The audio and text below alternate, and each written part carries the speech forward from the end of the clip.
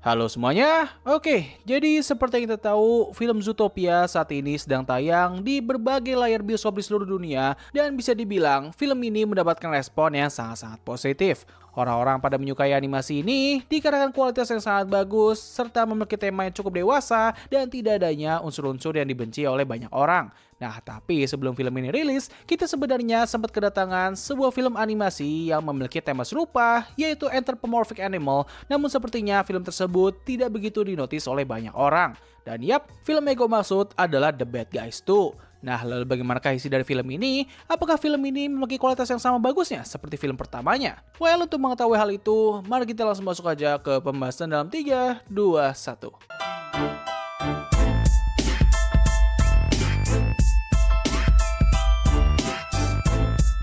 The Bad Guys 2 merupakan film animasi buatan studio DreamWorks yang merupakan sequel dari film animasi yang pernah mereka buat pada tahun 2022 lalu, yaitu The Bad Guys. Film ini masih disutradarai dan juga diproduseri oleh orang yang sama yang membuat film pertamanya, yaitu Pierre Perritel dan juga Damon Ross. Nah, pada film kedua ini, kita bakal diceritakan dengan grup utama kita yang telah bertobat dari dunia kejahatan dan mereka mencoba untuk memulai hidup yang lebih baik.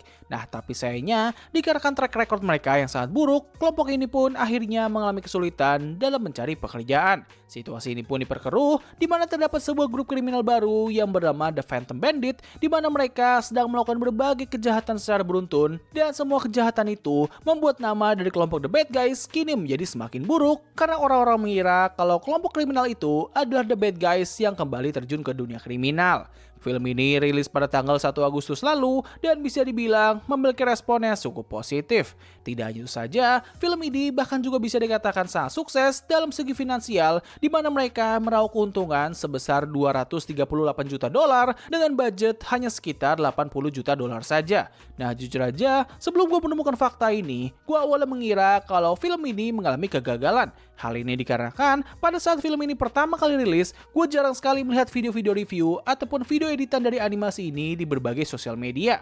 Biasanya, ketika suatu film mendapatkan kesuksesan atau menarik perhatian publik, akan ada cukup banyak video yang seperti itu di internet. Tidak hanya itu saja, alasan lain kenapa gue menganggap kalau film ini tidak berhasil adalah karena film ini memiliki waktu penayangan yang sangat singkat di Indonesia. Gue inget banget sebelum film ini rilis, gue pengen segera menonton animasi tersebut, tapi sayangnya pada saat itu, gue sedang mengalami sakit parah dan terpaksa harus dirawat. Nah, lalu ketika gue sudah sembuh total, film ini ternyata sudah tidak ada di bioskop tanah air. Gua nggak tahu persis berapa lama film ini tayang di bioskop kita, tapi seingat gua, film ini hanya bertahan sekitar 1 minggu saja. Dikarenakan hal itulah, gua nggak sempat untuk membuatkan video review dari animasi ini, dan hal ini pun diperparah, di mana pada bulan setelah film ini rilis, gua sedang memiliki banyak sekali kegiatan di kehidupan nyata, dan juga rencana jangka panjang untuk channel ini dan juga kehidupan gua. Semua ini pun akhirnya membuat gua terus melupakan film tersebut, walaupun ada beberapa dari kalian yang mencoba untuk mengingatnya. Nah, tapi untungnya, ketika film Zootopia sudah rilis, gue seketika kembali mengingat film ini, dan dikarenakan semua kesibukan gue sudah mulai menipis, gue pun memutuskan untuk segera membuatkan pembahasan dari animasi ini sebelum kesibukan gue kembali menambah. Nah, lalu bagaimanakah tanggapan gue terhadap animasi ini?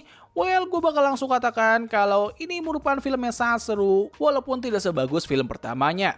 Nah, salah satu alasan yang membuat gue berpikir demikian adalah karena plot ceritanya yang sangat mudah ditebak. Memang secara teknis, film The Bad Guys sendiri bukanlah tipikal film yang memiliki cerita yang sangat kompleks ataupun serius, serta cerita yang mereka hadirkan itu sudah seringkali digunakan di berbagai karya. Bahkan rasanya, kedua film ini hampir memiliki cerita yang sama persis seperti film Despicable Me.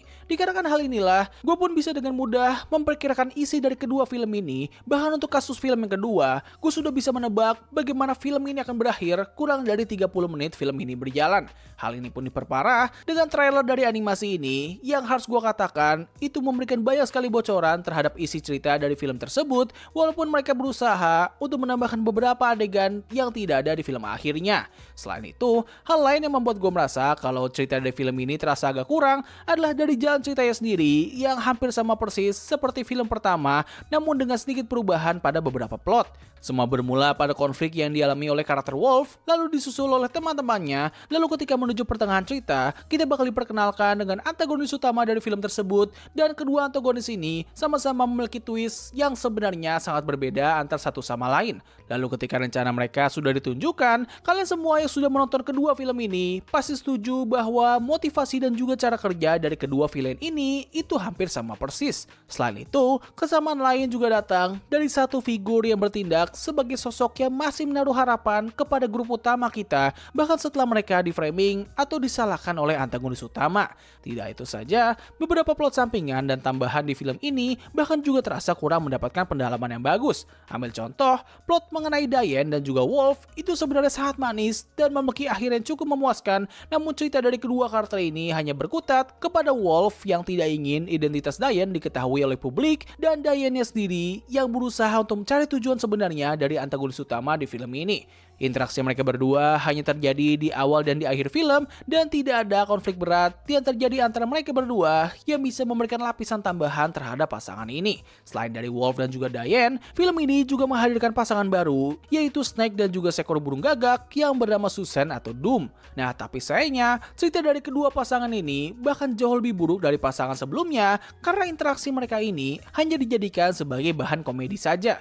Hal ini pun membuat adegan ketika Doom memutuskan untuk bertobat dan menolong Snake itu nggak memiliki alasan yang bagus selain hanya mereka berdua sebelumnya sempat menjalin hubungan romansa yang padahal Doom sendiri hanya memanfaatkan Snake untuk rencana besarnya. Gak ada satupun momen yang menunjukkan karakter Doom merefleksikan tindakannya dan berpikir kalau tindakannya itu salah. Dia hanya melihat Snake dalam bahaya dan mencoba untuk menolongnya, tapi ketika bosnya menolak, seketika ia langsung berpindah haluan.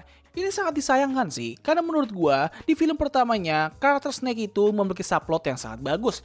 Konflik dan hubungannya dengan karakter Wolf di film tersebut itu terasa jauh lebih menarik ketimbang konflik utama di film itu.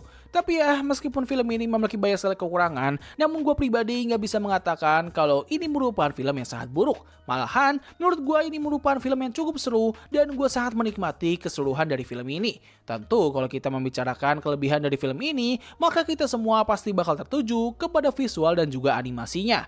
Yes, film ini masih konsisten dalam menggunakan gaya animasi yang sama seperti film pertamanya. Malahan, menurut gua visual dari film kedua ini terasa jauh lebih bagus di mana mereka lebih sering dalam menampilkan efek visual yang terlihat seperti animasi tradisional. Selain dari animasinya yang bagus, menurut gua film ini memiliki adegan pembuka dan sekaligus penutup yang sangat solid. Adegan pembuka dari film ini dibuat dengan sangat keren, di mana rencana perampokan mereka itu berjalan seperti film Mission Impossible, namun dengan nuansa yang mirip seperti film Fast and Furious yang ketujuh, atau lebih tepatnya adalah ketika mereka sedang pergi menuju Abu Dhabi. Nah, untuk adegan penutupnya sendiri, bisa dibilang mereka berhasil memilih ending yang sangat tepat untuk film ini. Walaupun ending tersebut sangat mudah ditebak dan membuat cerita dari animasi ini bakal sangat mirip seperti film Despicable Me, namun buat gua itu adalah pilihan sangat masuk akal dan seharusnya mereka masih bisa menghadirkan cerita yang lebih seru dan juga lebih bagus daripada Despicable Me. Belum lagi dengan The Bad Guys yang tidak memiliki karakter komedi seperti para Minions, gue pasti bakal selalu menantikan dan menikmati cerita dari franchise ini. Nah, kalau misal kalian bertanya, apakah film ini memiliki kualitas yang setara atau lebih baik daripada Zootopia yang kedua? Well, jawabannya jelas tidak, karena film tersebut itu jauh lebih superior dari segala aspek ketimbang The Bad Guys yang kedua. Walaupun ya, kalau misalnya kita membicarakan soal selera, gue pribadi lebih suka dengan gaya animasi dan juga visual dari film The Bad Guys yang kedua ketimbang Zootopia. Nah, tapi kalau kita membicarakan cerita, penulisan karakter, dan juga lelucon, jelas Zootopia jauh lebih unggul. Oh ya, ngomongin soal perbandingan dari kedua film ini, gue melihat kalau kedua film ini memiliki satu kemiripan yang sangat unik. Kemiripan tersebut adalah keduanya sama-sama memunculkan kembali sosok antagonis di film pertama, dan karakter tersebut juga sama-sama berusaha untuk keluar dari penjara mereka. So, mungkin saja sih yang bisa gue bahas pada video kali ini. Terus pendapat kalian mengenai film yang satu ini di kolom komentar di bawah. Apakah ini merupakan film yang bagus dan lebih bagus daripada film pertamanya atau tidak? Tulis pendapat kalian. Jadi terima kasih atas waktu yang telah luangkan untuk menonton video gue. Gue undur diri, sampai ketemu lagi di video selanjutnya. Bye!